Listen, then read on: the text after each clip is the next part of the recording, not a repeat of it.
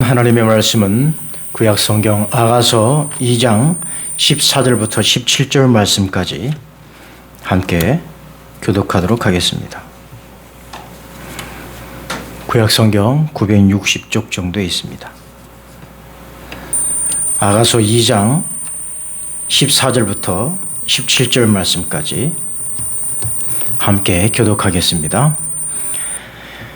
파이틈 낭떠러지 은밀한 곳에 있는 나의 비둘기야, 내가 내 얼굴을 보게 하라. 내 소리를 듣게 하라. 내 소리는 부드럽고 내 얼굴은 아름답구나. 우리를 위하여 여우 곧 포도원을 하는 작은 여우를 찾아라. 우리의 포도원에 꽃이 있었습니다. 내 사랑하는 자는 내게 속하였고 나는 그에게 속하였도다. 그가 백합화 가운데서 양떼를 먹이는구나. 내 사랑하는 자야, 날이 저물고 그림자가 사라지기 전에 들어와서 베데르 산의 노루와 어른 사슴 같을지라. 아멘. 할렐루야. 할렐루야. 우리 함께 인사하겠습니다. 잘 오셨습니다. 잘 오셨습니다. 한 번 더 인사합니다. 사랑합니다. 사랑합니다. 예. 오늘은 작은 여우를 잡으라라는 제목으로 함께 은혜를 나누고자 합니다. 우리는 지난 몇 개월 전에 아가서 말씀, 우리 읽은 본문 전 말씀을 우리가 함께 또 보았고, 또 연이어서 오늘은 이 작은 여우를 잡으라라는 제목으로 함께 은혜를 나누고자 합니다. 어떤 마라토너가 열심히 경주를 시작했습니다. 이 사람은 마지막 결승점에 딱 도착을 했습니다. 그러자 수많은 사람들이 인터뷰를 하기 위해서 달려들기 시작했죠. 어떤 한 기자가 물었습니다. 당신이 이 레이스를 펼쳐가는 동안에 가장 힘들었던 그 코스가, 가장 힘들었던 것은 무엇입니까? 라고 물었습니다. 그러자 이 마라토너가 뭐라고 대답을 했을까요? 저에게 가장 힘들었던 것은 따가운 햇빛도 아니었고, 그리고 오르막 경사도 아니었고, 그리고 또 여러 경쟁자들이 결코 아니었습니다. 내 신발 속에 있는 작은 모래가 나를 가장 힘들게 했습니다. 그렇습니다. 마라토너들에게는 가장 힘든 그 과정이 어찌 보면 오르막길일 수도 있고, 또 어찌 보면 쨍쨍 내려 쬐는 그 햇빛일 수도 있습니다. 그러나 가장 힘든 것은 뭐냐? 중간에 가다가 멈춰서 신발을 털고 싶지만 가다 쉴 수 없는 그 신발 속에 있는 자그마한 모래 하나가 이 마라토너를 끝까지 괴롭혔다고 하는 것이죠. 여러분, 우리를 괴롭히는 것은 무엇일까요? 우리를 죄악으로 가게 하는 것은 과연 뭘까요? 그리 큰 것이 우리를 유혹하지 않는다는 거죠. 자그마한 것부터 우리를 유혹한다는 것입니다. 잠언 23장 33절 말씀에 보면 이렇게 기록합니다. 함께 읽어보실까요? 내가 좀 더 자자, 좀 더 졸자, 손을 모으고 좀 더 누워있자 하니. 자, 여러분, 우리가 일어날 때 어떻습니까? 우리 저 마음이지 않습니까? 조금 더 자자, 조금 더 졸자, 손을 모으고 조금 더 누워있자. 그거 별거 아닌데 조금 누워있는 그 순간이 얼마나 달콤한지 몰라요. 그래서 1분 누워있으려다가 1시간 누워있고, 1분 누워있으려다가 2시간 누워있는 경우가 얼마나 많습니까? 우리를 저렇게 좀 더 눕고 좀 더 자게 하는 것은 아주 간단한 거예요. 졸린 것, 그것입니다. 그래서 우리의 모든 생활 가운데에 우리를 넘어뜨리고 우리를 수렁에 빠뜨리게 하는 것은 그리 큰 것이 결코 아니라는 거죠. 아주 자그마한 것이 우리를 괴롭힌다는 것입니다. 그러면 우리의 습관, 이 습관이 얼마나 무서운지 아시죠? 습관, 여러분, 우리말에 3살 버릇이 8까지 간다는 말 있지 않습니까? 3살 버릇이 8까지 간다. 그래서 어렸을 적부터 그 버릇을 잘 이렇게, 습관을 잘 이렇게 들이게 하면 그것이 8까지 간다는 얘기입니다. 제가 어렸을 적에, 또 우리 믿음의 어르신들이 우리 세대를 양육하고 키우셨을 때 어떻게 키우셨을까? 어떤 습관들을 갖게 하셨을까? 신앙생활에 있어서 어떤 습관을 가지겠을까? 여러분, 우리가 신앙의 습관 굉장히 중요한 거예요. 우리가 어떤 신앙의 습관을 갖는지 참 중요합니다. 대단히 중요한 거예요. 그런 면에서 지금 우리 권사님 기도하신 것처럼 올해 우리가 지금 코로나19 상황이 너무나 심각해진 상황 가운데 이 여름 성경학교를 우리가 하지 못하는 것은 참 안타깝습니다. 우리 아이들이 지금 1년이 넘도록 이 교회 와서 예배를 드리지 못하는 것들이 얼마나 안타까운지 모릅니다. 우리가 어렸을 적에는 우리 어르신들이, 우리 위의 세대들이, 우리 선생님들이 우리를 어떻게 키웠냐면, 어떻게 믿음으로 성장시켰냐면 그 자그마한 버릇, 습관 뭐였냐면 이거였어요. 예배드리는 습관, 그리고 기도하는 습관을 가르쳤고요. 그 다음에 말씀 보는 습관을 가르쳤습니다. 큰 것도 아니었어요. 예배 드려야 된다, 기도해야 된다, 말씀 봐야 된다, 뭐 이런 거였습니다. 그리고 또 하나는 뭐였냐면 모임이었습니다. 잘 모여야 된다, 우리 함께 모이자. 그리고 또 뭐였냐면 놀이터가 어디였냐면 교회였습니다. 놀 수 있는 그 공간이 어디냐? 교회였습니다. 그러니까 저 예배와 기도와 말씀과 모임과 기도, 이런 것들은 뭐였냐면 우리 어렸을 적에 저것이 습관이었다는 거죠. 저것이 전부였습니다. 우리 선생님들이, 정말 우리 믿음의 우리 선배님들이 저런 몸을 보이셨고, 모이면 기도했고, 또 얘기할 땐 항상 교회 이야기를 했고, 또 이야기의 주제는 항상 뭐였냐면 우리가 말씀을 볼 때에 이 말씀이 어떤 말씀이냐, 함께 신앙 토론도 했고요. 이것이 우리 삶의 전부였습니다. 그런데요, 저 신앙의 습관이 참 무서운 거예요. 저 신앙의 습관이 어디까지 왔느냐? 지금 제가 목회하는 여기까지 왔다는 겁니다. 여러분, 저 5가지가 전부였습니다. 저 5가지로 여러분 모두가 승리하실 수 있기를 간절히 축원합니다. 저 5가지가 얼마나 중요한지 아시죠? 우리 신앙생활의 전부라고 할 수 있습니다. 저 오륜기처럼 만들었는데요, 믿음으로 승리하시라는 의미입니다. 지금 올림픽이 한창이지 않습니까? 어제 개막해서 이제 드디어 이제 금메달을 따기 시작했는데, 어쨌든 우리 모두는 승리하셔야 돼요. 우리 모두는 이기셔야 됩니다. 그게 무엇으로 가능하느냐? 우리 신앙의 습관이 굉장히 무섭다는 거죠. 그러면 우리 신앙생활에 있어서 이러한 것들이 참 중요한데, 히브리서 10장 25절 말씀을 보니까 이렇게 말씀합니다. 함께 읽어보십니다. 시작. 모이기를 피하는 어떤 사람들의 습관과 같이 하지 아니함 말고 오직 권하여 그날의 가까움을 볼수록 더욱 그리하자. 습관이라는 거예요. 신앙은 습관이라는 거예요. 이렇게 자그마한 습관 하나가 엄청난 결과를 가져온다는 거죠. 자, 예레미야 22장 21절입니다. 시작. 내가 평안할 때에 내가 네게 말하였으나 내 말이 나는 듣지 아니하리라 하였나니 내가 어려서부터 내 목소리를 청종하지 아니함이 내 습관이라. 예레미야는 이스라엘 백성들이 망할 수밖에 없었던 것은 뭐냐? 너희들이 어려서부터 여호와의 말씀에 청종하지 아니한 그것이 무엇이 되었다고요? 습관이 되었다. 이거 말씀 안 듣는 것이 습관이 되었다. 불순종이 습관이 되었다는 얘기입니다. 그러니 우리 신앙생활의 자그마한 버릇, 자그마한 습관, 이것은 굉장히 중요하다는 것입니다. 그러면 우리 신앙생활에 있어서 우리를 방해하는 요소들이 얼마나 많을까요? 우리 신앙생활할 때에 우리의 발목을 잡고 우리를 힘들게 하고 우리를 정말로 올가매는 그러한 내용들이 무엇이었을까요? 성경에 찾아보니까 모든 걸 다 취약해보면 4가지로 볼 수 있겠더라고요. 그 첫 번째는 뭐냐면, 자, 창세기 3장 8절입니다. 시작. 여호와 하나님의 낯을 피하여 동산나무 사이에 숨은지라. 아멘. 자, 첫 번째, 우리 신앙을 방해하는, 우리 신앙생활에 방해가 되는 요인 중에 하나는 뭐냐? 두려움이라는 것이죠. 두려운 거예요. 무엇이 두렵습니까? 죄로 인해서 우리 안에 들어온 그 죄성이 누구를 두렵게 하느냐? 하나님을 두렵게 하는 거예요. 자꾸 하나님을 두려운 하나님으로만 여겨진다는 겁니다.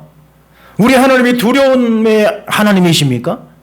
물론 우리 하나님이 구약의 하나님을 바라보면, 심판하시는 그 하나님을 바라보면 굉장히 무섭고 두렵습니다. 그러나 우리 하나님은 그 구원의 하나님이시기 때문에 심판의 하나님으로만 볼 수 없는 것입니다.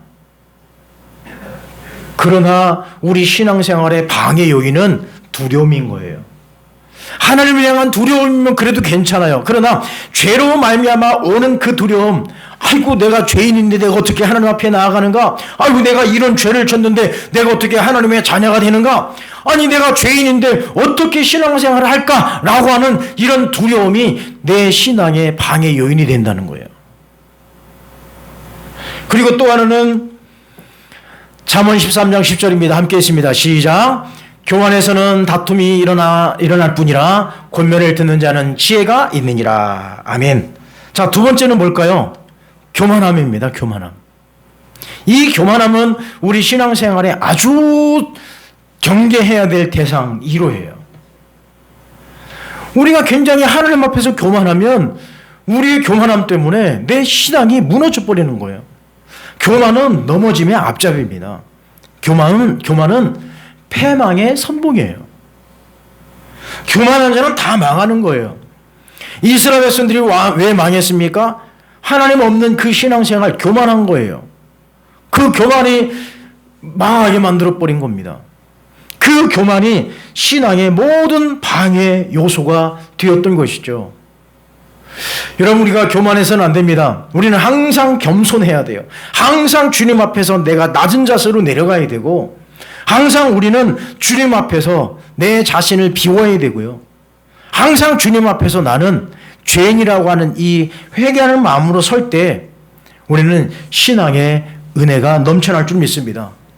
그 다음에 세 번째는 뭘까요? 세 번째는 잠언 6장 6절입니다. 시작. 게으른 자여 계미에게 가서 그가 하는 것을 보고 지혜를 얻으라. 자, 세 번째 우리 신앙의 방해 요인은 무엇일까요? 게으름입니다. 게으름. 그리고 나태함이에요. 게으르고 나태한 것은 죄입니다.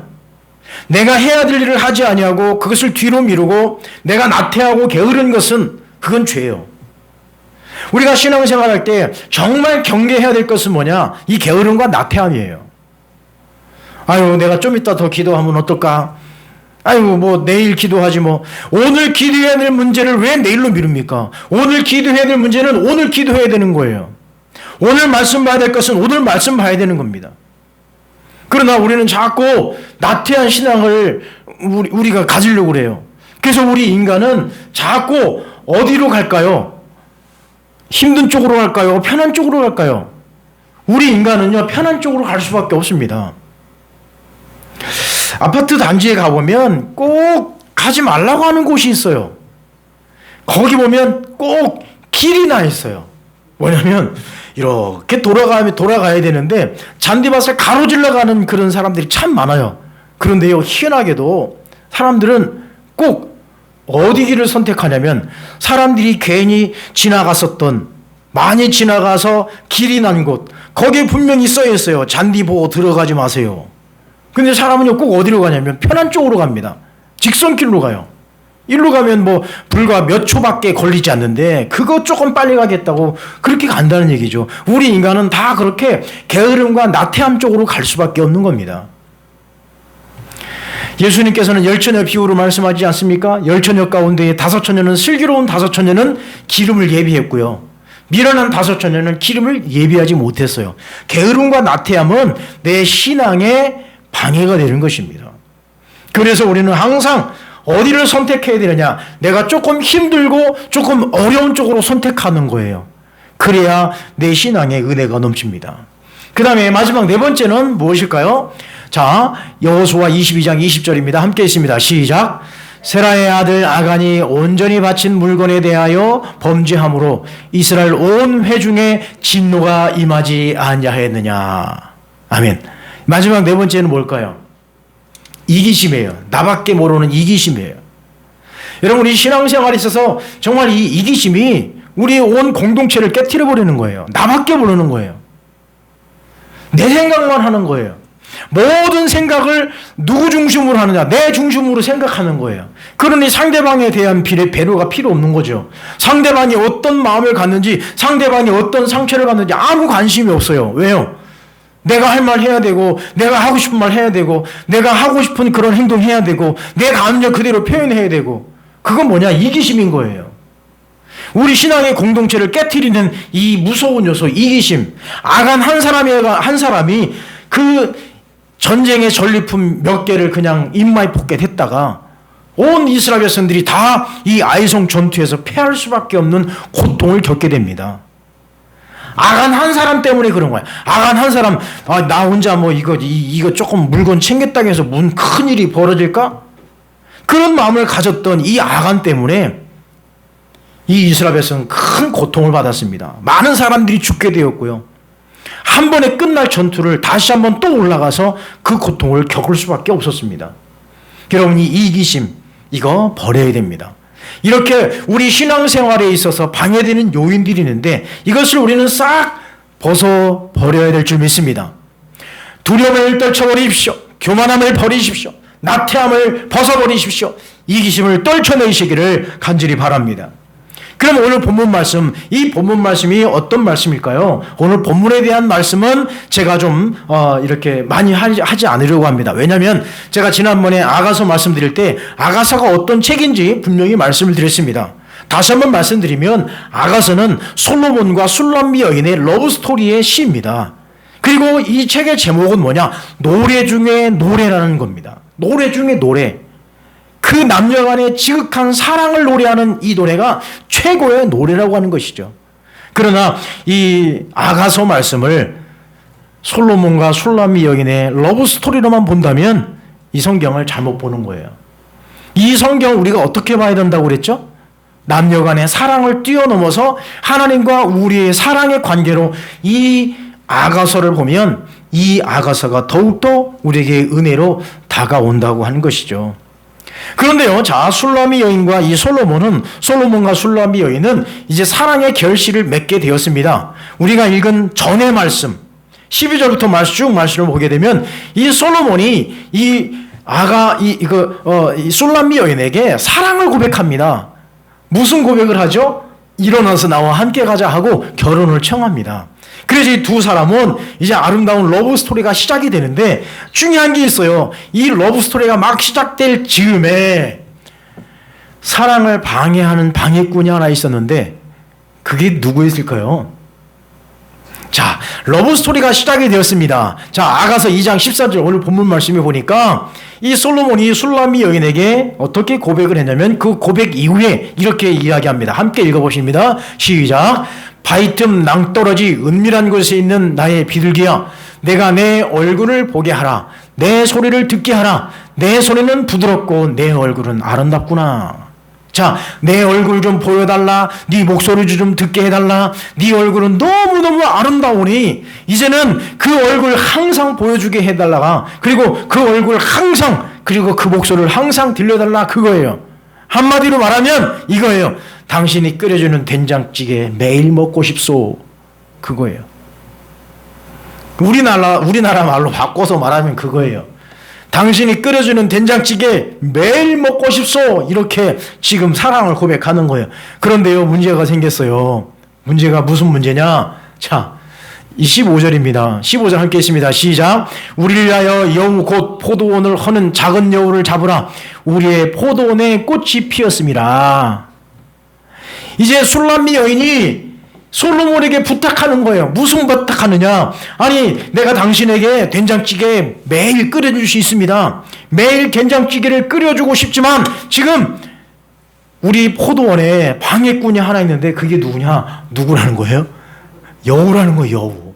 여우가 와가지고 지금 이 포도원을 이 꽃이 피었을 때 갉아먹고 지금 정신이 없다는 거예요. 당신과 함께 아름다운 사랑을 나누기를 원하는데 지금 이 방해꾼이 나타나서 당신과 사랑을 하지 못하겠으니 솔로몬이요, 이 작은 여우를 좀 잡아주시라고 부탁하는 거예요. 여러분, 이 작은 여우가 어떤 여우인지 한번 보여드릴까요? 여러분, 이겁니다. 작은 여우가 진짜 작은 여우예요. 이 작은 여우가 어떤 여우냐면 일명 사막여우라고 합니다. 이 사막여우는 어디에서 거주하냐면 팔레스타인 지방에 서식하는 야행성 잡식동물이에요.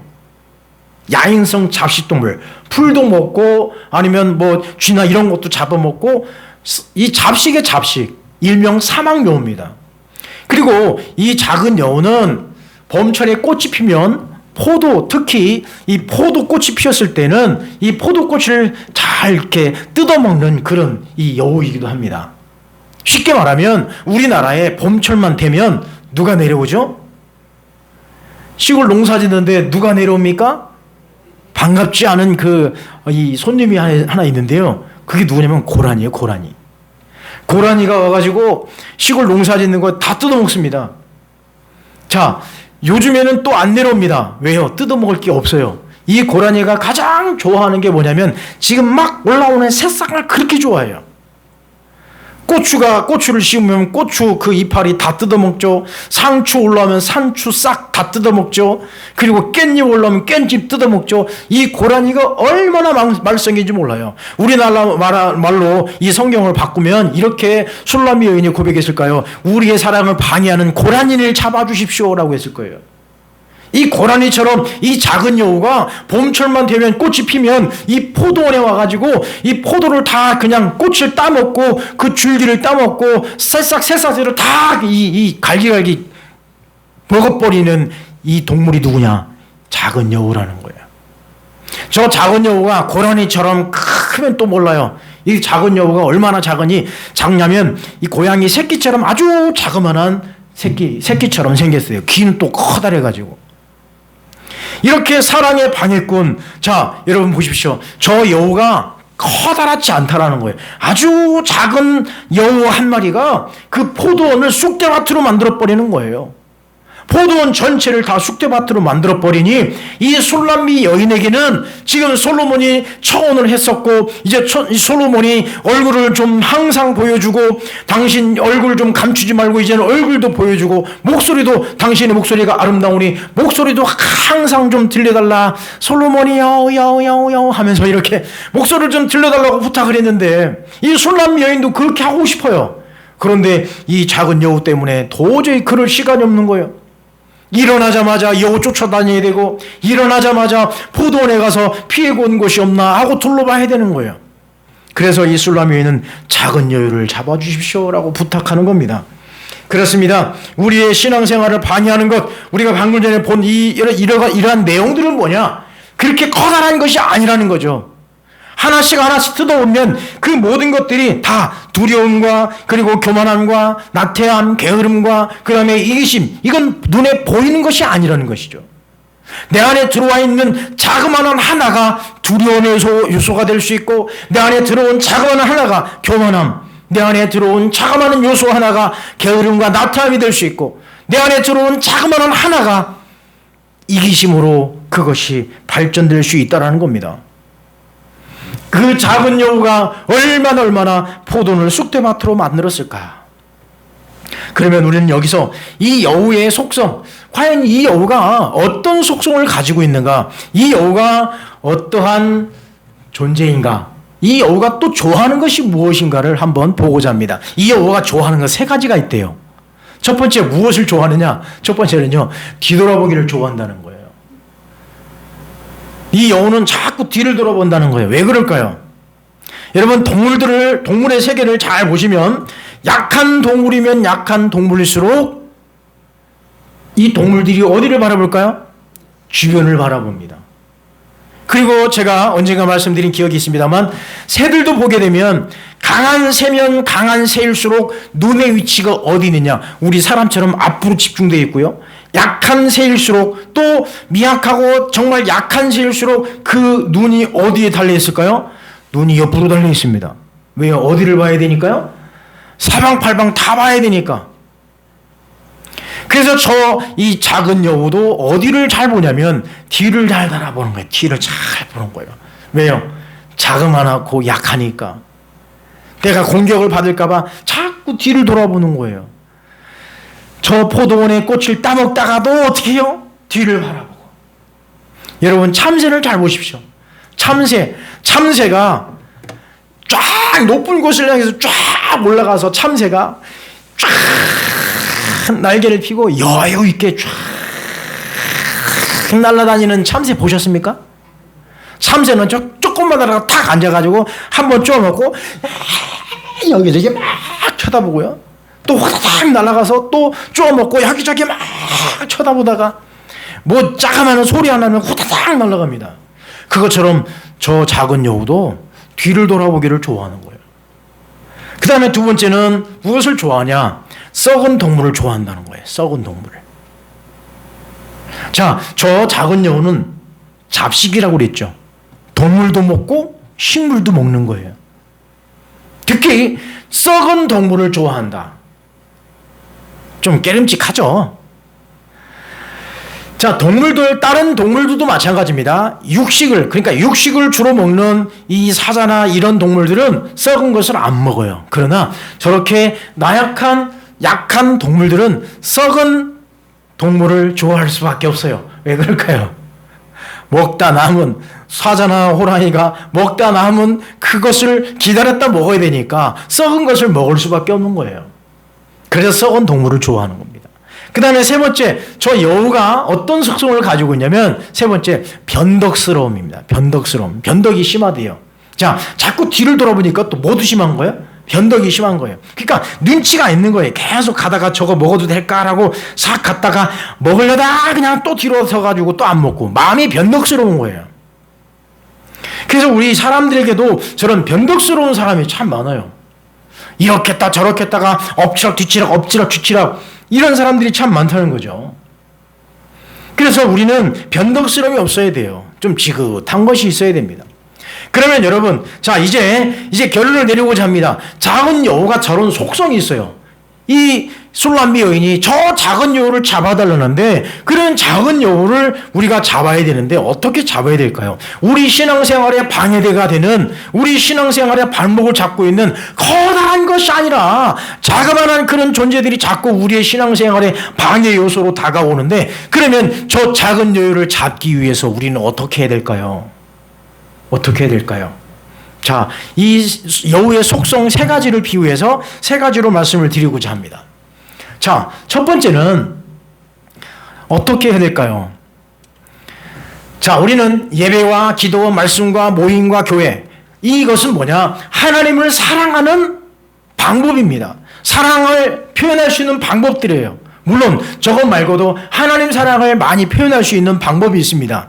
아무튼 우리는 하나님과의 이 러브 스토리를 이어갈 수 있는 좋은 방법들이 예배고 기도고 말씀이고 모임이고 교회라는 것이죠. 우리가 하나님 사랑해서 우리가 하나님과의 사랑의 교제를 나누는 데 있어서 방해하는 그 작은 여유를 잡아야 되는데, 그 작은 여유를 어떻게 잡을까? 첫 번째는 한번 읽어보실까요? 시작. 예, 하나님을 앞세우라. 하나님을 앞세워 가야 되는 거예요. 이 작은 여우가 항상 뒤를 돌아본다고 했죠. 우리는 하나님을 앞세워 가야 되는 겁니다. 하나님이 뒷전이 돼서는 안 돼요. 그런데 우리는 지금 전부 다 하나님이 다 뒷전이 되고 하나님이 오고 간 데 없고 오직 누구만 나면 나만 남아있어요. 내가 앞에 가 있고 내가 하고 내가 모든 것 하고 내가 걱정 의심하고 내가 답 내리고 내가 결론 내리고 내가 방법 다 내리고, 하나님께서 이렇게 하라 말씀해 주셨음에도 불구하고 그것을 다 가로막아 버리고 있다는 거죠. 그게 왜 그러느냐? 하나님을 앞세워 가지 아니하면 결국은 내가 다 하는 거예요. 내가 하나부터 열까지 다 해야 되는 거예요. 그러니 내가 힘들고 어려운 겁니다. 내가 지치는 거예요. 하나님은 이렇게 말씀하십니다. 야, 네가 지지 마. 네가 하지 마. 내가 해줄게. 나를 앞세우라니까. 우리가요, 제가 어렸을 적에 교회 갈 때 밤중에 교회 가잖아요. 밤중에 크리스마스 때 크리스마스 연습하려고 교회 가잖아요. 그러면 항상 맨 앞에 누가 가느냐? 누가 갈까요? 내가 맨 앞에 가는 게 아니에요. 누가 갑니까? 앞에는 형들이 간단 말이에요. 형들이 가끔 가다가 약 올리려고 그러는 거예요. 네가 맨 앞에 가라고. 무서워서 못 가는 거예요. 그럼 저는 어디 가야 됩니까? 형을 앞서서 뒤로 가면 저는 든든한 거예요. 그런데 형들이 가끔 가다가 막 뛰어가면 그냥 저는 또 울면서 나 떼놓고 간다고 그냥 막, 그래서 제가 달리기가 빠른가 봐요. 그때부터 형들 쫓아다니느라고. 하나님을 앞세워가면 쉬운 거예요. 하나님을 앞세우면 우린 편한 거예요. 그런데 하나님이 없고 항상 하나님이 내 안에 거주해 계심에도 불구하고 그 하나님을 앞세워 가야 할 우리가 하나님을 앞세우지 않냐고. 항상 내가 앞서가고 내가 자랑거리가 되고 내가 주인공이 되고 있다면 우리는 작은 여우를 잡을 수 없습니다. 시편 20편 6절 7절입니다. 함께 읽어보실까요? 시작. 여호와께서 자기에게 기름 부음 받은 자를 구원하시는 줄 이제 내가 아노니 그의 오른손에 구원하는 힘으로 그의 거룩한 하늘에서 그에게 응답하시로다. 어떤 사람은 병거 어떤 사람은 말을 의지하나 우리는 여호와 우리 하나님의 이름을 자랑하리로다. 아멘. 여러분, 우리가 앞세우는 것은 병거가 앞서가서는 안 됩니다. 말이 앞서가서는 안 됩니다. 여기서 말하는 우리 말 토킹이 아니라 타고 다니는 말을 얘기하는 거예요. 이게 뭐냐? 물질을 앞세워서는 안 되고요. 권력을 앞세워서는 안 되고요. 우리의 능력을 앞세워서는 안 된다는 얘기예요. 오로지 우리는 누구만을 자랑해야 돼요? 여호와 우리 하나님의 이름을 자랑해야 되는 거예요. 그게 곧 뭐냐? 여호와 하나님을 앞세우는 거예요. 하나님이 앞서갈 때 우리는 가벼운 거예요. 하나님이 앞서갈 때 우리는 즐거운 거예요. 하나님이 앞서갈 때 우리는 안에 감사가 넘치는 거예요. 그러나 하나님을 앞세워가지 않냐고 항상 뒤를 바라보며 항상 내가 앞서가고 하나부터 열까지 내가 다 하려고 한다면 나는 지쳐 쓰러지는 거예요. 힘들어 못하는 거예요. 그 다음에 우리 또 작은 여우를 잡을 수 있는 방법은 무엇일까요? 작은 여우를 잡을 수 있는 방법 두 번째는 자 함께 읽어보십니다. 시작. 거룩함에 승부하라. 거룩한 거예요.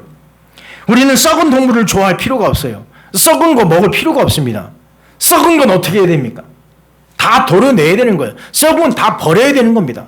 썩은 것을 우리가 취하면 안 되는 거예요. 왜요? 우리는 거룩한 백성입니다. 거룩한 자가 썩은 것을 먹어서는 안 되는 거예요. 거룩한 백성은 신선한 것을 먹어야 됩니다. 여러분들은 거룩한 하나님의 백성인 줄 믿습니다. 그러므로 썩은 것을 좋아하지 마십시오. 그러나 우리 인간은 자꾸 무엇을 좋아하냐? 썩은 걸 좋아해요. 우리 인간들은 자꾸 무엇을 좋아하느냐? 하지 말라는 것 하는 거 좋아합니다.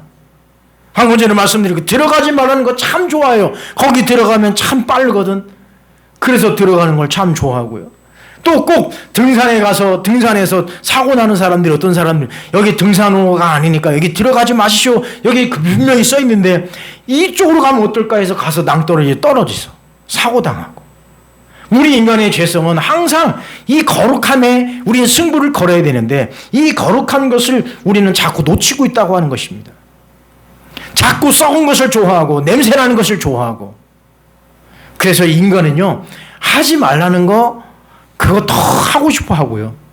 또 보지 말라는 거 더 보고 싶고요.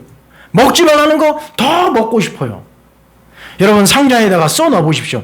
절대 열지 마세요. 그러면 어떨까요? 이 궁금해 죽어요. 궁금해 죽어. 궁금해서 못 살아. 그래서 어떻게 하죠?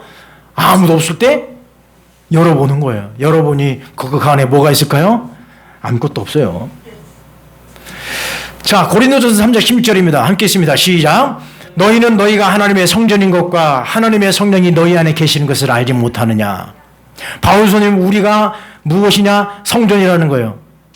우리가 거룩한 성전이니 우리 안에 썩은 것이 들어와서는 안 되는 거예요. 우리가 거룩한 성전이니 썩은 그것이 우리 안에 들어오면 우리는 망쳐버리는 겁니다. 우리 포도는 다 망해버리는 거예요. 자, 로마서 13장 12절입니다. 함께 있습니다. 시작. 밤이 깊고 낮이 가까웠으니 그러므로 우리가 어둠의 일을 벗고 빛의 갑옷을 입자. 우리는 빛으로 나가는 거, 어두운 데로 가면 안 되는 겁니다. 거룩한 곳으로 가야 되는 거예요. 거룩함의 승부를 걸어야 됩니다. 거룩한 백성이 되어야 되는 거예요. 하늘의 신령한 은혜를 사모해야 됩니다. 신령한 은혜가 여러분 심령 속에 들어와야 되는 거예요. 썩은 동태가 들어가면 안 되는 겁니다. 신령한 은혜, 신선한 하나님의 말씀이 우리 안에 들어와서 그 말씀이 내 주 안에 거하고 그 말씀이 내 속에서 살아 움직이고 그 말씀이 나를 주관하게 하고 그 말씀이 나를 끌어가게 하고 그 말씀으로 나는 살아갈 수 가는 그 백성이 작은 여유를 잡을 수 있는 줄 믿습니다. 거룩함에 승부하십시오. 그 다음에 세 번째는 무엇일까요?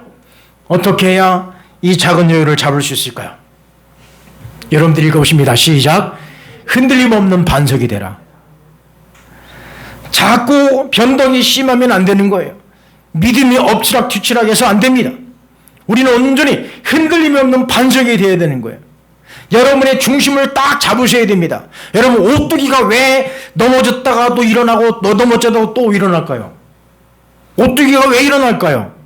오뚜기가 일어나는 그 원리는 뭐냐? 그 중심에 무게중심이 가운데 무거운 곳이 있기 때문에 넘어져도 또 일어나는 겁니다. 그렇습니다. 우리 무게중심이 흔들리지 아니하는 것은 뭐냐? 반석에 세운 그 말씀에 우리의 기초를 쌓아지게 되면 우리의 믿음은 넘어졌다가도 또 일어나는 거예요. 여러분, 안 넘어질 자신 있습니까?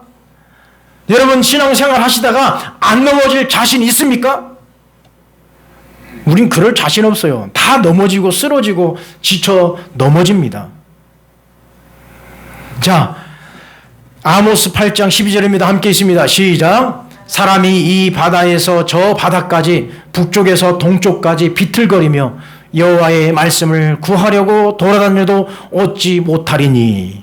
자, 아모스 말씀, 중요한 말씀이 뭡니까? 아모스가 그런 말씀 했지 않습니까? 먹을 것이 없어 굶는 것도 아니고, 또 먹을 물이 없어서 기갈이 아니고, 무엇이 없어서요? 하나님의 말씀이 없어서 기갈이라고 말씀하지 않았습니까? 그래서 아모스는 또 저렇게 말씀합니다. 여호와의 말씀을 구하려고 돌아다녀도 여호와의 말씀을 구하지 못한다는 거예요. 여호와의 말씀을 듣지 아니하는 그 백성은 흔들릴 수밖에 없는 거예요. 우리 마음의 중심이 말씀으로 딱 잡혀있지 않으면 흔들리는 거예요. 이리 왔다 저리 왔다 흔들리는 건 세상 풍파에 흔들리고 세상의 환경이 흔들리고 세상의 여러 가지 요인 가운데 막 흔들리는 거예요. 이리 왔다 저리 왔다 하는 거예요.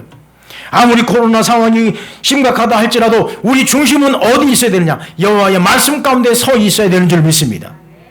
그래야 작은 여유를 잡는 거예요. 우리의 하나님의 사랑의 관계를 깨버리려고 하는 이 작은 여유를 흔들림 없는 반석이 될 때 우리는 그 여유를 때려잡을 수 있는 줄 믿습니다.